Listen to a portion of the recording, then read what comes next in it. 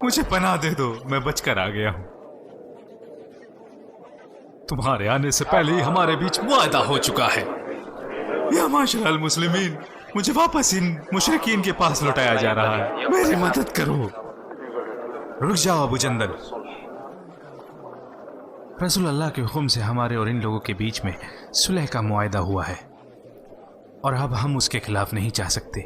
हालांकि उन्होंने मुझे खुशखबरी देने को भी कहा है कि मैं आपको बता दूं।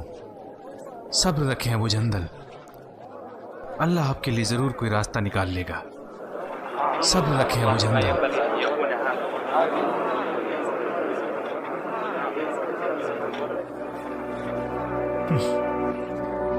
मेरा भाई अबू जंदल ऐसा ही है, हमेशा देर से आता है।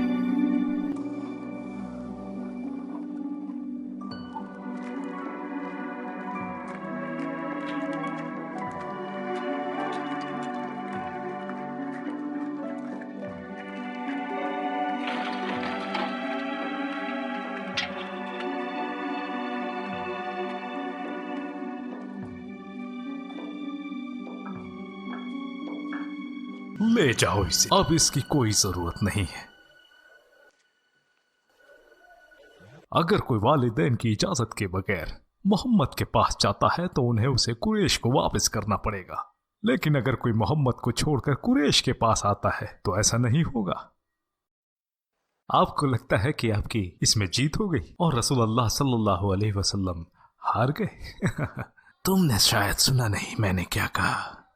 तो बताइए मुझे, जब से लोग मुसलमान हुए हैं उनमें से कितने लोग अपना दीन छोड़कर आपके पास वापस आए हैं, और तब से कितने लोग आपको दीन छोड़कर इस्लाम अपना चुके हैं? आपको डर था इसलिए आपने शर्त रखी ताकि बाकी लोग भी आपको छोड़कर न चले जाएं। दूसरी तरफ रसूलुल्लाह ने इस बात का कोई डर नहीं, इसीलिए आपकी बात को मान लिया। वल्लाही इससे आप लोगों का खोखलापन जाहिर हो गया है और झूठ सामने आ गया है। और दूसरी तरफ रसूलुल्लाह ने जो हक हमें सिखाया है उस पर हमारे यकीन और बढ़ गया है। इससे कम से कम उन सहाबाओं की तादाद तो ना बढ़ेगी जो हमारे बीच से है। अगर इस शर्त की वजह से अगर रसूलुल्लाह से लोग नहीं जुड़ेंगे तो इसका ये मतलब नहीं कि वो इस्लाम भी ना अपनाएंगे, और थोड़े समय में ही उनकी तादाद इस शहर में बढ़ती जाएगी। और वो दिन दूर नहीं जब मुसलमान अंदर और बाहर दोनों तरफ से दाखिल होंगे और आप महसूस करोगे कि मक्का आपके लिए तंग हो गया है। मैं उस दिन का इंतजार करूंगा सुहेल इब्न अम्र।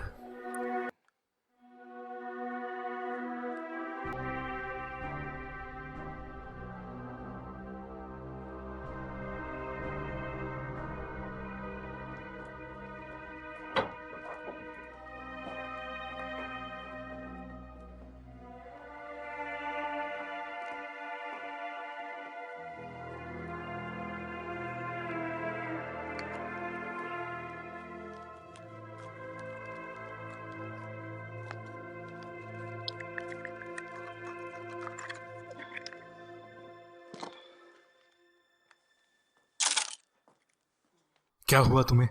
क्या दिखता नहीं कि हमने तुम लोगों की बेड़ियां खोल दी हैं, या तुम इसके आदी हो गए हो? तो क्या हम बाहर जा सकते हैं? हमने तुम्हें यहां बैठे रहने के लिए तो आजाद नहीं किया।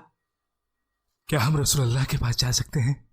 हाँ, शौक से मदीना जा सकते हो, लेकिन वहां जाकर सिर्फ तुम्हें नाकामी और मायूसी ही हाथ लगने वाली है।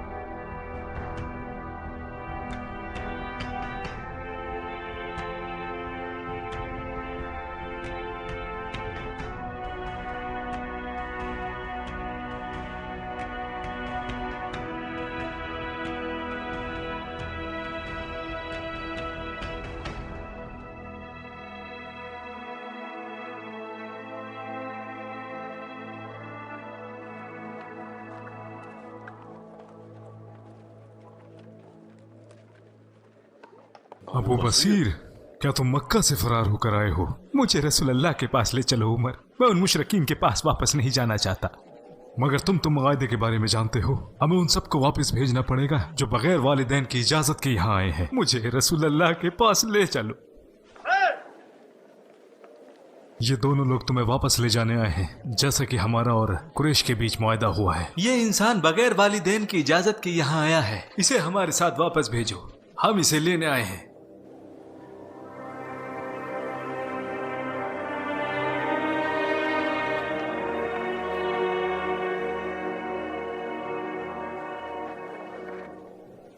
मैं इनके दीन को नहीं मानना चाहता।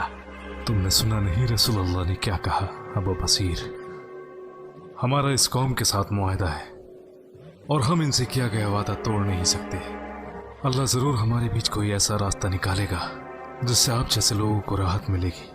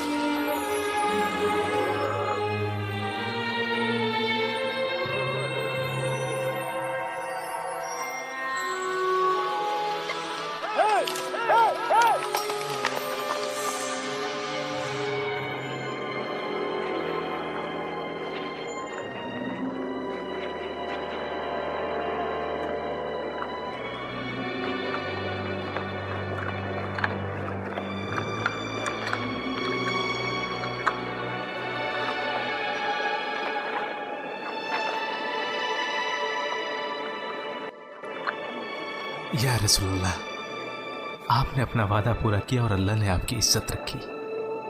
आपने मुझे मेरी कौम के हवाले किया और मैं वहां से बचकर निकल आया। मुआहदा अपनी जगह बरकरार है और उसमें कोई कोताही नहीं हुई। लेकिन मेरे और मेरे जैसे लोगों का कुरैश के साथ कोई मुआहदा नहीं है।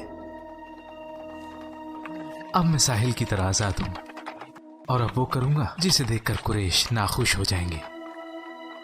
अब मजलूमों को भी अपनी ताकत दिखाने का वक्त आ गया है।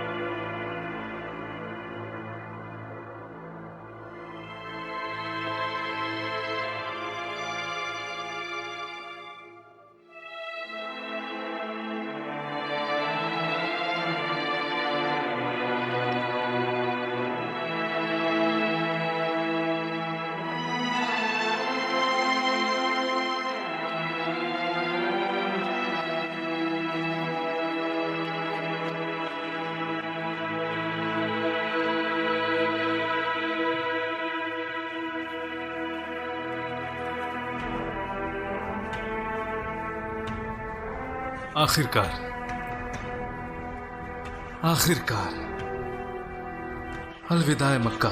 जब तक हम रसूलुल्लाह के साथ अल्लाह की तारीफ करते हुए दोबारा तुम्हें यहाँ देखने नहीं आते।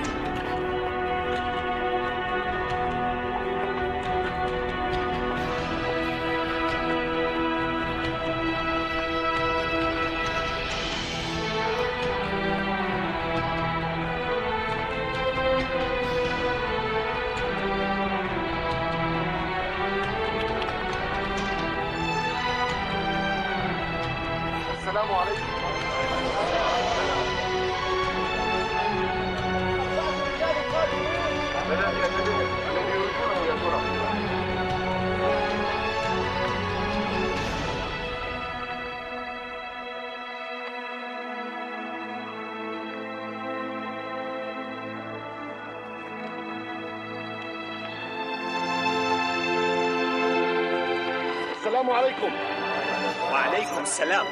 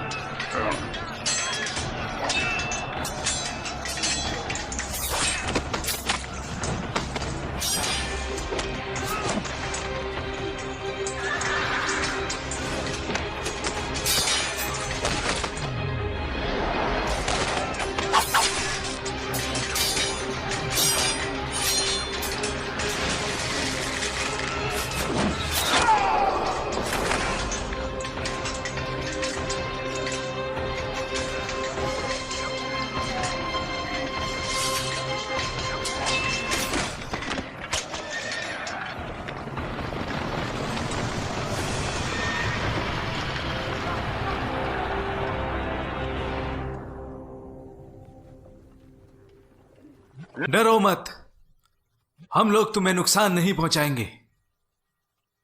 हमारी जंग कुरैश के साथ है।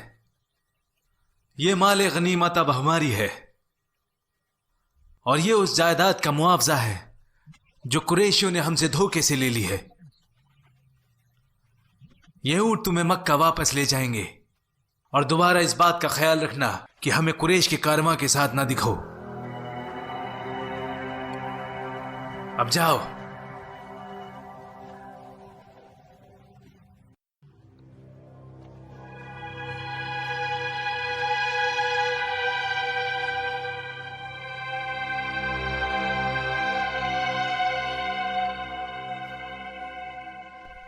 आपका बेटा अबा यजीद, आपका बेटा भी उनमें शामिल है। तुम मेरे बेटे पर ही क्यों इल्जाम लगाते हो? वहाँ और भी तो है। हाँ, लेकिन वो सुहेल इब्ने अम्र का बेटा है। और अल-वलीद इब्न अल-वलीद खालिद का भाई, वयाश इब्न रबिया और सलामा इब्न हिशाम इक्रिमा के चचा। क्या ही बुरे चचा हैं। तुमने उन्हें आजाद ही क्यों किया? हमें तो लगा था जो शर्तें हमने मोहम्मद के साथ की है उससे हमें फायदा होगा। वो शर्त, हमें लगा कि इससे उन्हें नुकसान होगा। हमें लगा अबा यजीद ने अपने दिमाग का इस्तेमाल करके वो काम कर डाला जो आज तक कोई मोहम्मद के खिलाफ ना कर सका। मगर हमें क्या पता था कि वो शर्तें हमारे ही खिलाफ हो जाएंगी और अगर यही हाल रहा तो हमारा कारोबार बर्बाद हो जाएगा। वो कहेगा मैंने अपना वादा निभाया मगर ये लोग मेरे अख्तियार में नहीं हैं। हम खुद को क्यों जिम्मेदार ठहराते हैं? इससे बचने का कोई तो रास्ता होगा। क्यों ना फौज भेजकर उन्हें बंदी बना ले? तो क्या तुम भूतों से लड़ोगे? उन्हें कहाँ ढूंढोगे? वो तो परछाइयों की तरह है। जब तुम उन्हें ढूंढने जाते हो वो कहीं नहीं मिलते, मगर जब तुम उन्हें छोड़ देते हो तो वो किसी भी जगह किसी भी वक्त जाहिर हो जाते हैं। सुनो अबा यजीद,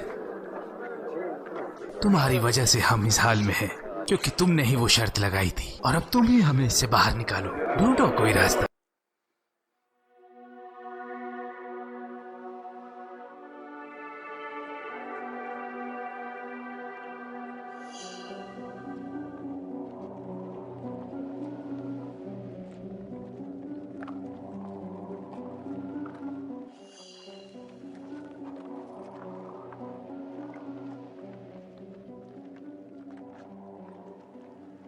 आपको लगता है कि आपकी इसमें जीत हो गई और रसूलुल्लाह सल्लल्लाहु अलैहि वसल्लम हार गए? और वो दिन दूर नहीं जब मुसलमान अंदर और बाहर दोनों तरफ से दाखिल होंगे और आप महसूस करोगे कि मक्का आपके लिए तंग हो गया है। मैं उस दिन का इंतजार करूंगा सुहेल इब्न अम्र। आखिर अबू जंदल, तुमने खुद को साबित कर दिया कि तुम मेरे ही बेटे हो।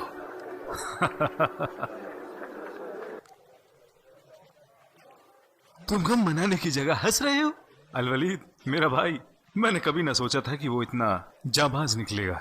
या वल्लाही मुझे उस पर शर्म आनी चाहिए थी, लेकिन मैं उस पर फख्र करता हूँ। मगर ये कैसे हो सकता है? होता है।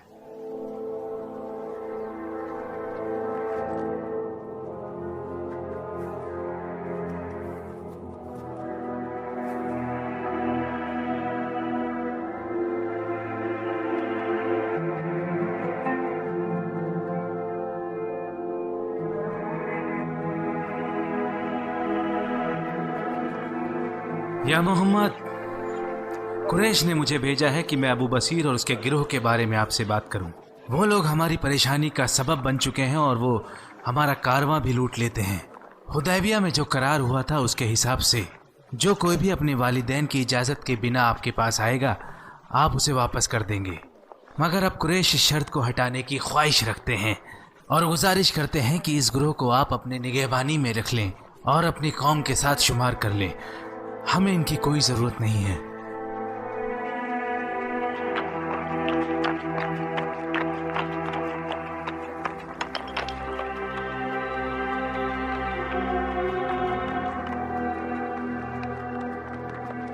अस्सलाम वालेकुम। वालेकुम अस्सलाम।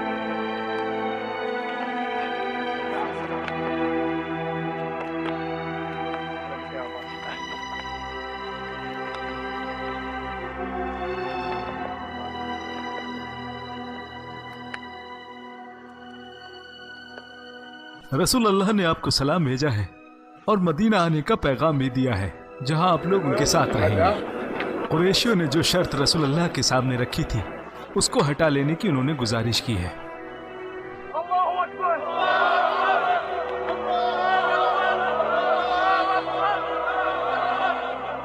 कहाँ है अबू बसीर?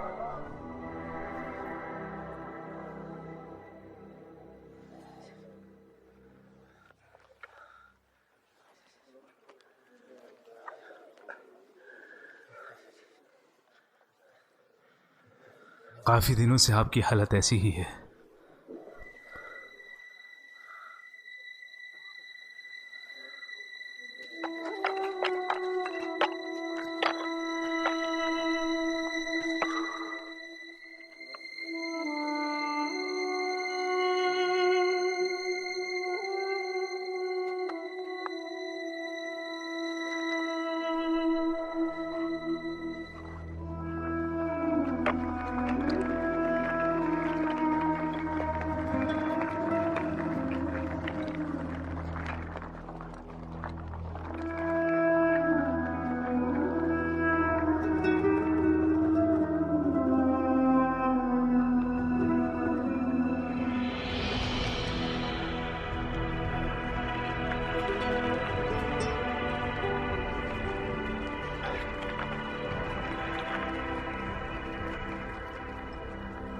आप मेरे साथ ऊंट पर क्यों नहीं बैठते? मैं बिल्कुल ठीक हूं, आप मेरी फिक्र ना करें।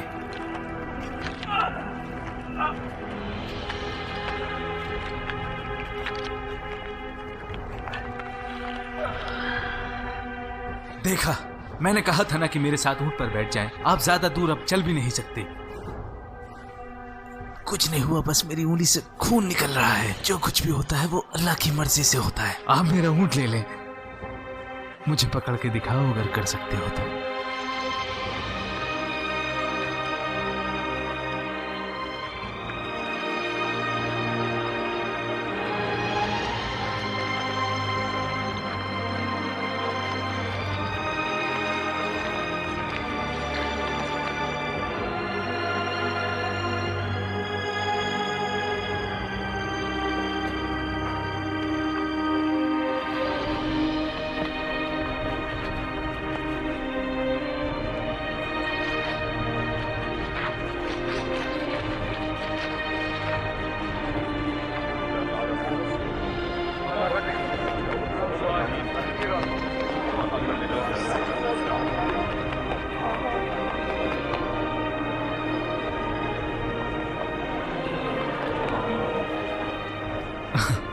आखिरकार अबू चंदर, आखिरकार अबू चंदर, मेरा भाई हमेशा मुझसे आगे रहता है।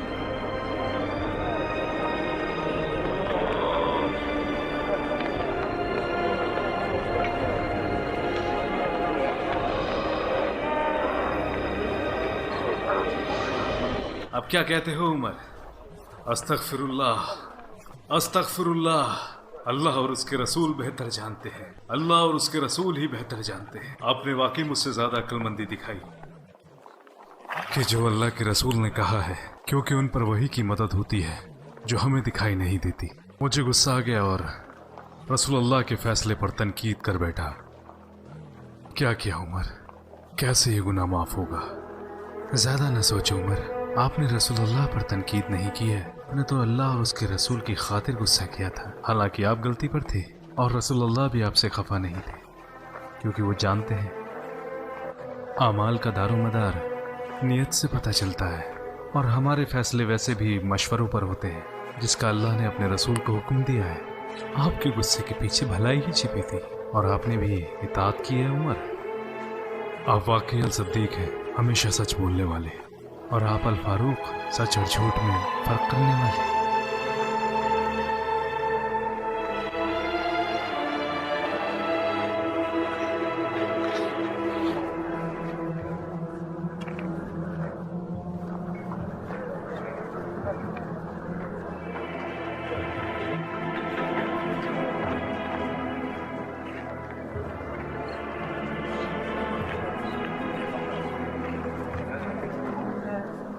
उनकी वापसी के लिए जितनी भी सवारियां और कश्तियों की जरूरत है मैं बंदोबस्त करने का हुक्म देता हूँ। हमें उनके जाने का बड़ा अफसोस रहेगा क्योंकि हमारे साथ यहाँ उन्होंने काफी वक्त गुजारा है। अय्युहल मलिक, अल्लाह आपको जज़ाए खैर दे। जैसा रसूल अल्लाह को आपसे उम्मीद थी, आपने अपना जिम्मा पूरा किया। अब हमें इजाजत दें।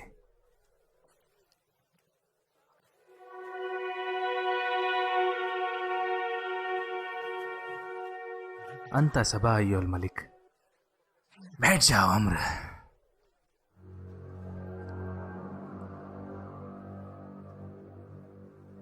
ये जो आदमी अभी यहाँ से गया है अय्युहल मलिक, क्या हुआ? वो मोहम्मद का एक सहाबी है। हाँ, जाफर और उसके साथी। उसको नबी ने अपने साथियों के सिलसिले में यहाँ भेजा था जो यहाँ ठहरे हुए हैं। क्या वो लोग वापस जा रहे हैं?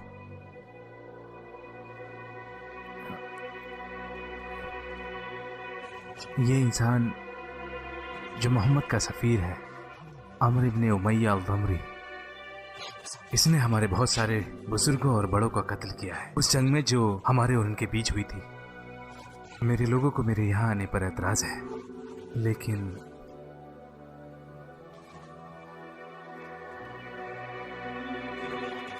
लेकिन अगर आप इस इंसान को मेरे हवाले कर दें तो अपने लोगों के कत्ल के बदले में मैं इसका कत्ल कर दूंगा।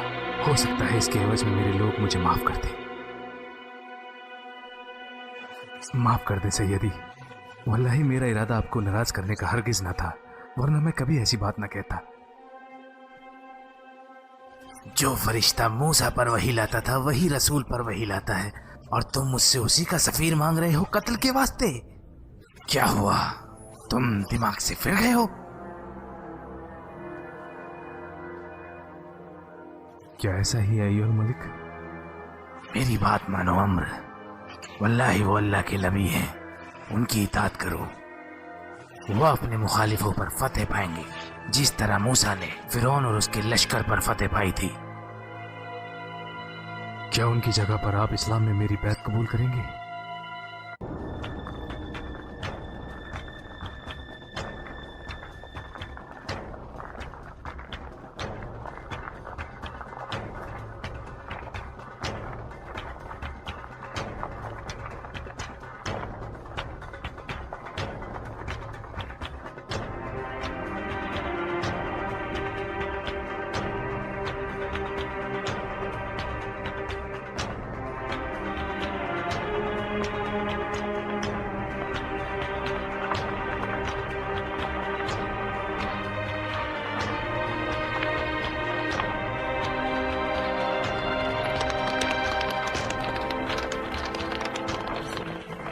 बिस्मिल्लाहिर्रहमानिर्रहीम।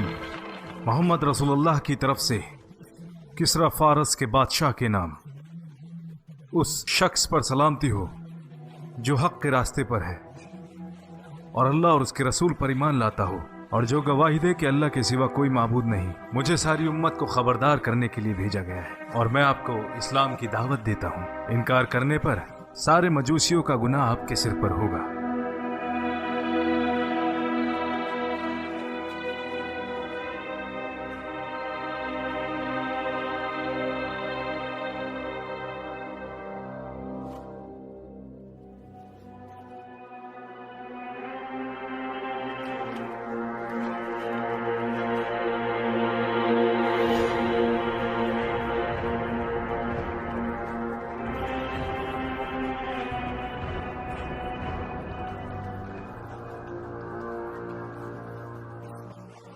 बिस्मिल्लाहिर्रहमानिर्रहीम।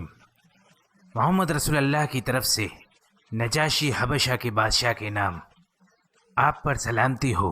सारी तारीफ अल्लाह ही के लिए है जिसके सिवा कोई माबूद नहीं है, और जो हकीकी बादशाह, पाकज़ात, सलामती, अमन देने वाला और निगहबान है।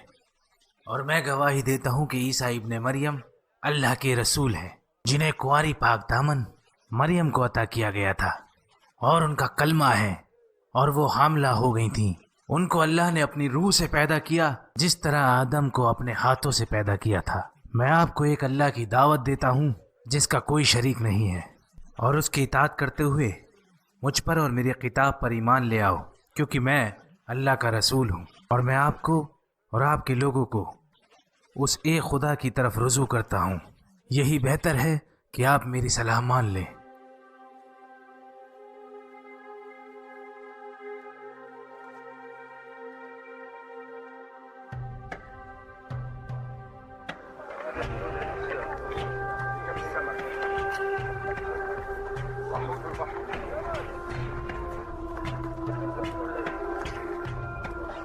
कौन है तुम्हारा सरदार? अपने कुछ लोगों को साथ लो और मेरे साथ आओ। कहाँ? लेकिन हमारी क्या गलती है? सवाल ना करो, जैसा कहा है वैसा करो। और मेरा सामान? जो बाकी लोग यहाँ मौजूद हैं उनके हवाले कर दो। अब चलो मेरे साथ।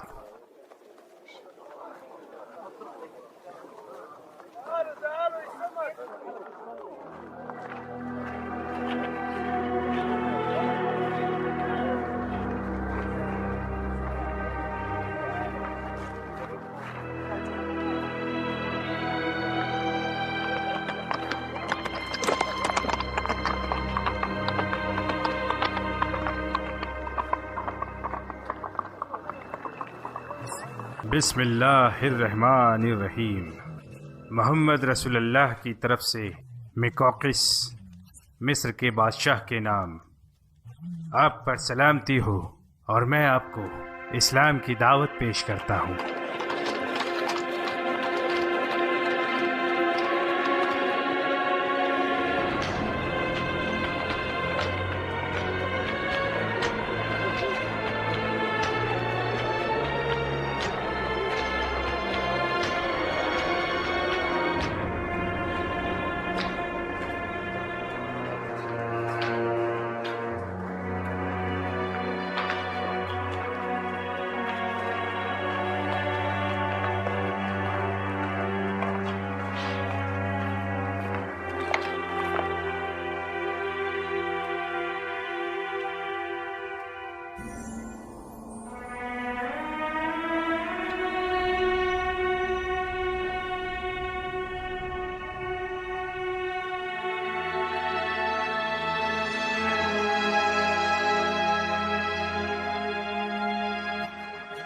जो भी इंसान तुम्हारी कौम से नबी होने का दावा करता है, उसका करीबी रिश्तेदार यहाँ कौन है? मैं उनका करीबी रिश्तेदार हूँ। आगे आओ, बाकी लोग पीछे खड़े रहें और मेरी बात सुनें। मैं इस बारे में कुछ मालूमात करना चाहता हूँ।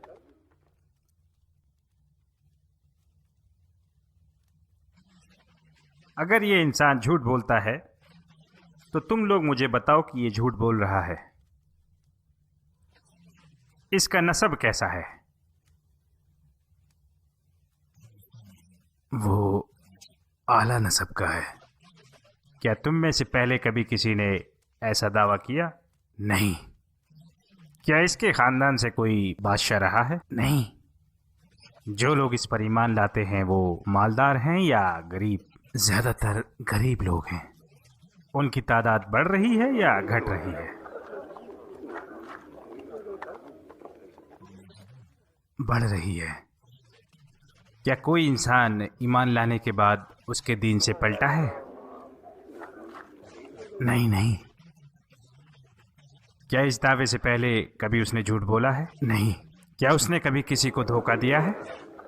नहीं, लेकिन अभी हमने उनके साथ सुलह का मुआहिदा किया है। ना मालूम वो कब तक चलेगा।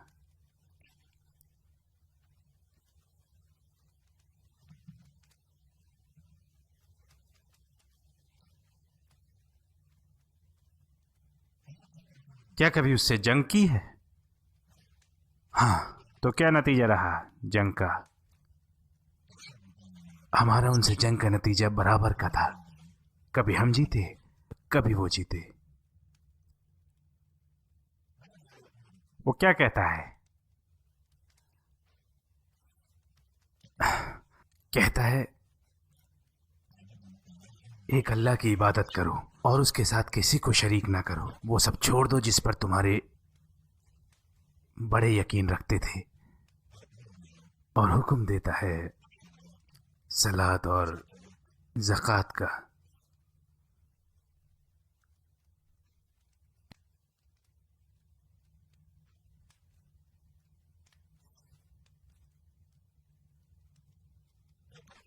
तुमने कहा वो आला ख़ानदान से है, तो सारे रसूल अपनी कौम के अच्छे ख़ानदान से होते हैं। तुमने कहा कि इससे पहले किसी ने ऐसा दावा नहीं किया, इसका मतलब वो किसी की तकलीद नहीं कर रहा है। उसके ख़ानदान से कोई बादशाह नहीं गुजरा, इसका मतलब है कि वो किसी बादशाहत का तलबगार नहीं है।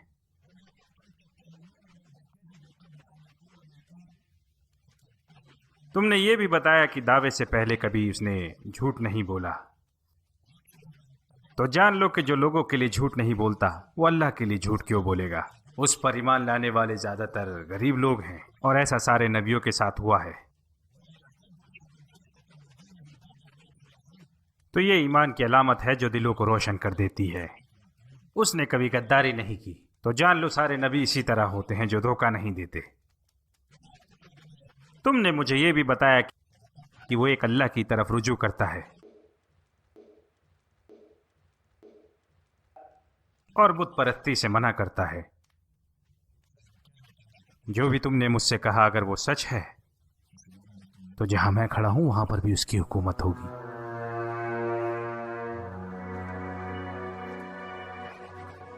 ये उसका खत है, इसको बुलंद आवाज से पढ़ो ताकि सारे लोग सुन लें।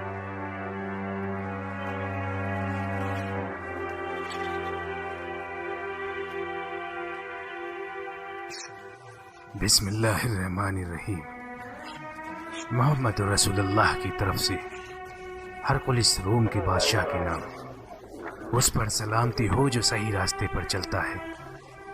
इसके अलावा मैं आपको इस्लाम की दावत देता हूँ, इसको तस्लीम करो और अल्लाह आपको इसका 2 गुना अजर देगा। इनकार की सूरत में सारे रोमियों का गुनाह आपके सर होगा। उसने सारे बादशाहों को खतूत भेजे हैं, जबकि उनके साथ हमारा मामला अभी तक पूरी तरीके से किसी नतीजे पर नहीं पहुंचा। वो कोई ख्वाब देख रहा है। हैरत की क्या बात है, वो पहले भी अपने सहाबा से फारस, रोम, मिस्र और यमन पर हुकूमत की बात करते थे, जब उनकी तादाद मुट्ठी भर थी और हम उन्हें जब चाहे मसल सकते थे, और हमारे बाप दादा उनका मजाक उड़ाया करते थे। सही कहा।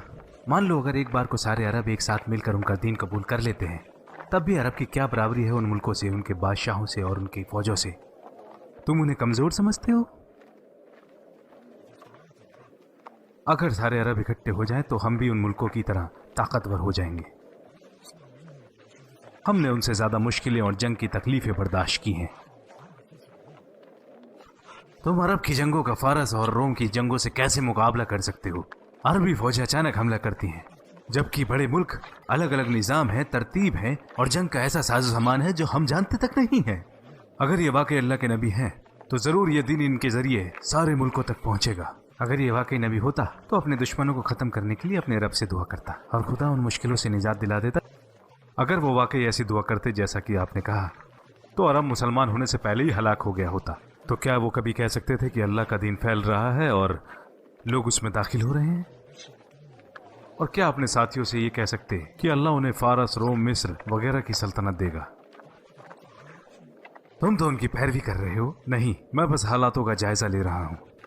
फर्ज करो कि वो असबाब की जगह सिर्फ दुआओं पर जंगे जीत लेते, तो उनके साहबा उनकी मौत के बाद क्या करते? जंग लड़ते? तुम कहते हो कि अरबों की जंग का रोम और फारस की जंगों से कोई मुकाबला नहीं। मुझसे पूछो जंग के बारे में। देखो उन्होंने क्या किया जब से वो यथरिब गए।